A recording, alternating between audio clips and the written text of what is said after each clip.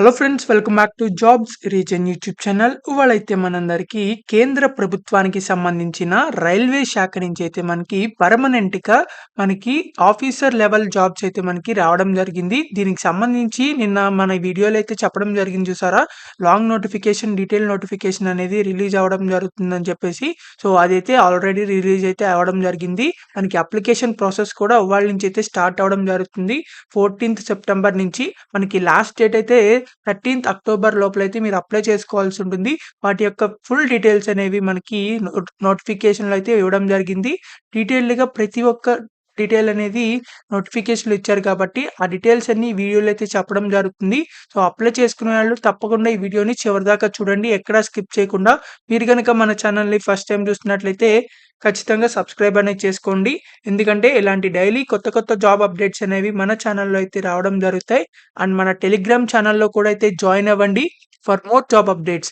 So, దాని యొక్క link అనేది వీడియో డిస్క్రిప్షన్ అండ్ కామెంట్ బాక్స్‌లో అయితే ఉండడం జరుగుతుంది. మీరు అక్కడి నుంచి అయితే వెళ్లి జాయిన్ అవ్వచ్చు. So, let's get into the video. మనందరికీ అయితే ఆర్ఆర్‌బీ వాళ్ళైతే అఫీషియల్‌గా మనకి డీటెయిల్డ్ నోటిఫికేషన్ అయితే రిలీజ్ చేయడం జరిగింది. సో, మినిస్ట్రీ ఆఫ్ రైల్వేస్ నుంచి రైల్వే రిక్రూట్మెంట్ బోర్డ్ వాళ్ళు ఈ నోటిఫికేషన్ అయితే రిలీజ్ చేయడం జరిగింది అన్నమాట. Recruitment for the non technical popular categories అని చెప్పేసి అయితే వీళ్ళు రిక్రూట్మెంట్ అని అయితే చేయడం జరుగుతుంది. మీరిక్కడ చూసుకున్నట్లయితే ఈ నోటిఫికేషన్‌లో అయితే ప్రతి ఒక్క డీటెయిల్ అయితే ఇవ్వడం జరిగింది. డీటెయిల్స్ అన్ని, వేకెన్సీస్ ఎన్ని, తర్వాత ఏజ్ లిమిట్, ఎడ్యుకేషనల్ క్వాలిఫికేషన్స్, తర్వాత హాల్ టికెట్‌కి సంబంధించి, వెరిఫికేషన్‌కి సంబంధించి, హౌ టు అప్లై అని చెప్పేసి, రిక్రూట్మెంట్ ప్రాసెస్ అని చెప్పి, ఇవన్నీ అయితే డీటెయిల్స్ అయితే నోటిఫికేషన్‌లో అయితే ఉండడం జరిగింది.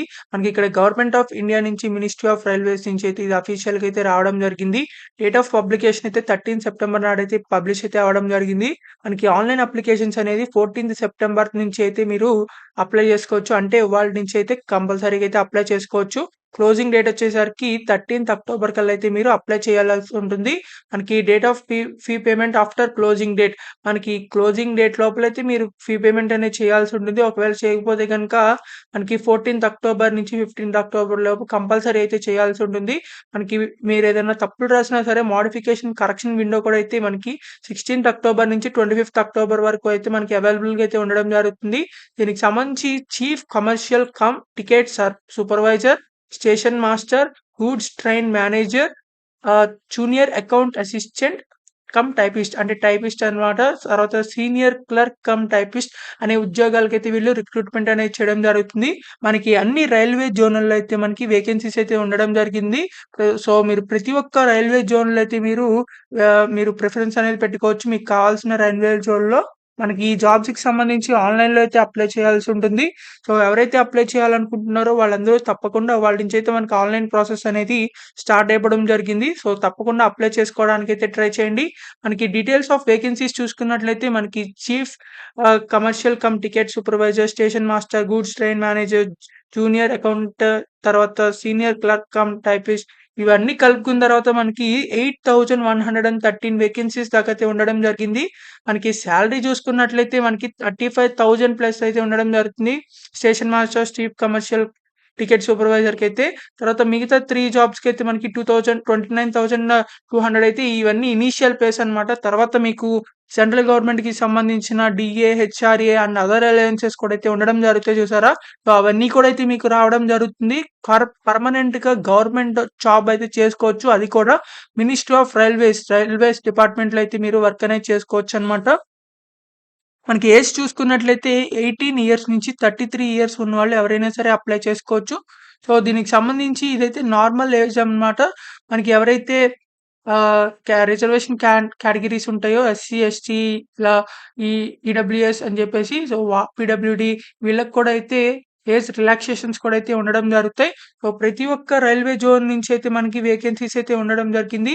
మీరిక్కడ చూస్తున్నట్లయితే వేకెన్సీస్ డీటెయిల్స్ అన్నీ పర్ఫెక్ట్‌గా అయితే ఇక్కడ ఉండడం జరిగింది. ప్రతి ఒక్క రైల్వే జోన్‌లో అయితే మనకి ఇవ్వడం జరిగింది. రైల్వే ఆర్ఆర్‌బీ బెంగుళూరు అని, ఆర్ఆర్‌బీ భోపాల్ అని, ఆర్ఆర్‌బీ భువనేశ్వర్ అని ఇలా ప్రతి ఒక్క జోన్‌లో అయితే ఉండడం జరిగింది. ఇక్కడ మనకి ఆర్ఆర్‌బీ సికింద్రాబాద్ సంబంధించి కూడా అయితే మనకి వేకెన్సీస్ అయితే ఉండడం జరిగింది.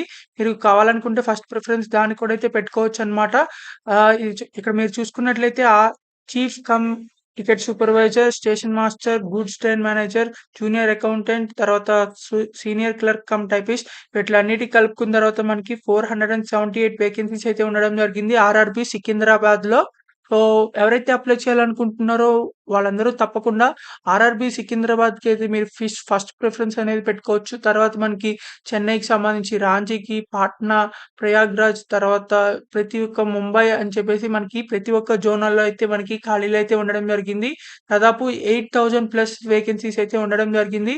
సో, ఎవరైతే అప్లై చేయాలనుకుంటున్నారో వాళ్ళందరూ తప్పకుండా అప్లై చేసుకోవచ్చు. ఎందుకంటే ఇవి పర్మనెంట్ గవర్నమెంట్ జాబ్స్ కాబట్టి ఈ గ్రూప్ బి ఉద్యోగాలకు సంబంధించి అయితే స్టేజెస్ ఆఫ్ ఎగ్జామినేషన్ అయితే ఉండడం జరిగింది. అంటే మీకు 2 స్టేజెస్ ఆఫ్ ఎగ్జామినేషన్ అయితే కండక్ట్ చేయడం జరుగుతుంది.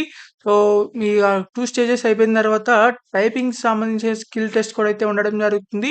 మనకి వీటిల్లో కొన్ని జాబ్‌లకి మాత్రమే టైపింగ్ టెస్ట్ అయితే ఉండడం జరుగుతుంది. కొన్ని వాటికైతే మనకి డైరెక్ట్ 2 టెస్టులు కంప్లీట్ అయిపోయిన తర్వాత మిమ్మల్ని డాక్యుమెంట్ వెరిఫికేషన్ చేసేసి డైరెక్ట్‌గా అయితే రిక్రూట్‌మెంట్ అనేది చేయడం జరుగుతుంది. కాల్ లెటర్స్ కూడా అయితే మనకి రావడం జరుగుతుంది ఆన్‌లైన్‌లో అయితే. సో, మనకి షార్ట్ లిస్ట్ అయిన వాళ్ళకైతే మనకి వేరియస్ స్టేజెస్‌లో అయితే వీళ్ళు రిక్రూట్‌మెంట్ అనేది చేయడం జరుగుతుంది.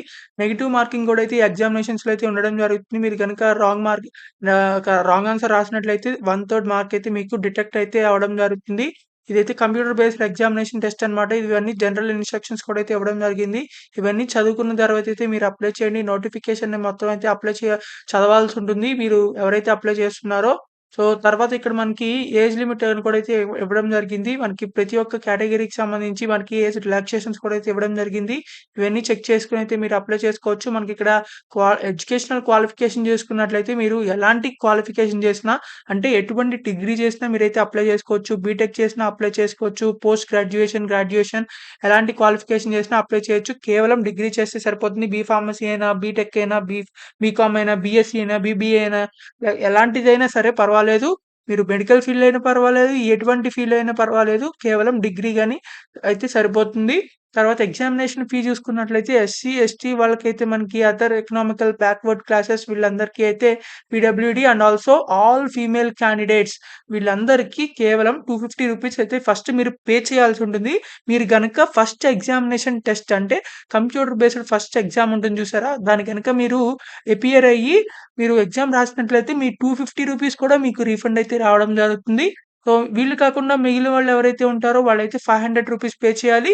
మీరు రూ. 500 పే చేసిన తర్వాత మీరు కంప్యూటర్ బేస్డ్ టెస్ట్ ఫస్ట్‌ది ఏదైతే ఉంటుందో అది మీరు రాసిన తర్వాత మీకు రూ. 400 అయితే మీకు బ్యాక్ అయితే వచ్చేయడం జరుగుతుంది.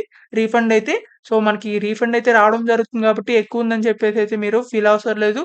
కంపల్సరీగా అయితే అది పే చేసేసిన తర్వాత మీరు ఎగ్జామినేషన్ రాసిన తర్వాత మీకైతే బ్యాక్ అయితే రావడం జరుగుతుంది. ఆ అమౌంట్ అయితే.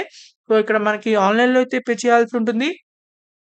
వాళ్ళక్కడ మనకి లాస్ట్‌లో మీరు అప్లికేషన్ ఫిలప్ చేసేసిన తర్వాత మనకి లాస్ట్‌లో అయితే పేమెంట్ అనేది ఉండడం జరుగుతుంది. మీరు ఆ పేమెంట్ చేసినట్లయితే మీకు మీ ఈ అప్లికేషన్ అనేది సక్సెస్‌ఫుల్‌గా అయితే అవ్వడం జరుగుతుంది. సో, ఎవరైతే అప్లై చేయాలనుకుంటున్నారో వాళ్ళందరూ అయితే అప్లికేషన్ ఫీజ్ అయితే పే చేసి అప్లై చేయాల్సి ఉంటుంది. ప్రతి ఒక్క పోస్ట్‌కైతే మనకిక్కడ కంప్యూటర్ బేస్డ్ టెస్ట్ అనేది సేమ్ అయితే ఉండడం జరుగుతుంది. కామన్ ఫర్ ఆల్ పోస్ట్స్ అని చెప్పేసయితే మనకిక్కడ ఇవ్వడం జరిగింది. మీరు ఏ పోస్ట్‌కి అప్లై చేస్తున్నా first stage computer based test, second stage కూడా అయితే మనకి సేమ్‌గా అయితే ఉండడం జరుగుతుంది. కాకపోతే స్కిల్ టెస్ట్ అయితే మనకి ఇక్కడ సీనియర్ క్లర్క్ కమ్ టైపిస్ట్, తర్వాత junior accountant assistant cum typist, తర్వాత ఈ 2 పోస్టులకైతే మనకి టైపింగ్ స్కిల్స్ అయితే ఉండాలనమాట. అంటే టైపింగ్ టెస్ట్ అయితే కండక్ట్ చేయడం జరుగుతుంది. తర్వాత స్టేషన్ మాస్టర్ ఏదైతే జాబ్ ఉందో దానికైతే కంప్యూటర్ బేస్డ్ యాప్టిట్యూడ్ టెస్ట్ అయితే ఉండడం జరుగుతుంది. సో, నార్మల్ ఎగ్జామినేషన్ అయితే కాదు యాప్టిట్యూడ్ టెస్ట్ అయితే ఉండడం జరుగుతుంది. సో, ఎవరైతే అప్లై చేయాలనుకుంటున్నారో వాళ్ళందరూ అయితే ఈ ఎగ్జామ్స్‌కనైతే ప్రిపేర్ అవ్వాల్సి ఉంటుంది. తర్వాత మీకు document verification and medical test కూడా అయితే ఉండడం జరుగుతుంది. అబోవ్ పోస్ట్‌కి ఎవరైతే అప్లై చేస్తున్నారో సో, మనకిక్కడ హౌ టు అప్లై అని చెప్పి కూడా అయితే ఇవ్వడం జరిగింది. మీరు ఆన్‌లైన్‌లో అప్లికేషన్ చేసేటప్పుడు మీరైతే ఫస్ట్ రిజిస్ట్రేషన్ అయితే అవ్వాల్సి ఉంటుంది. రిజిస్ట్రేషన్ అయిపోయిన తర్వాత మీరు స్కాన్ కాపీస్ అయితే అప్‌లోడ్ చేయాల్సి ఉంటుంది. మీ డీటెయిల్స్ అన్నీ సంబంధించి అంటే ఆహ్, ఎడ్యుకేషనల్ డాక్యుమెంట్స్‌కి సంబంధించి తర్వాత ఇంకా ఆహ్, డేట్ ఆఫ్ బర్త్ సర్టిఫికేట్ అని, ఆధార్ కార్డ్స్ అని అలాంటివైతే ఉండడం జరుగుతాయి. సో, మీరైతే అలాంటియన్నీ ముందులే స్కాన్ చేసి అయితే పెట్టుకోండి. మనకిక్కడ స్టెప్ బై స్టెప్ ప్రాసెస్ అయితే ఎలా అప్లై చేయాలనేది ఇవి నోటిఫికేషన్‌లు అయితే ఇవ్వడం జరుగుతుంది.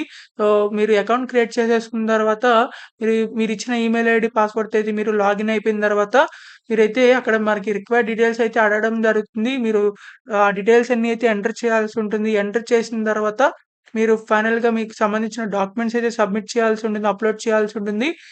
అవన్నీ అప్‌లోడ్ చేసేసిన తర్వాత ఫైనల్‌గా అయితే మీరు అప్లికేషన్‌కి పేమెంట్ అయితే చేయాల్సి ఉంటుంది. మీరు ఏ కేటగిరీకి సంబంధించిన వాళ్ళైతే female, PWD, SC, ST, EBC వాళ్ళైతే మీరు ఎలాంటి అప్లికేషన్ ఫీజు పే చేయక్కర్లేదు అనగా రూ. 250 పే చేసినట్లయితే మీకు ఎగ్జామ్ రాసిన తర్వాత మీరు రూ. 250 వచ్చేస్తాయన్నమాట రీఫండ్ అనేది.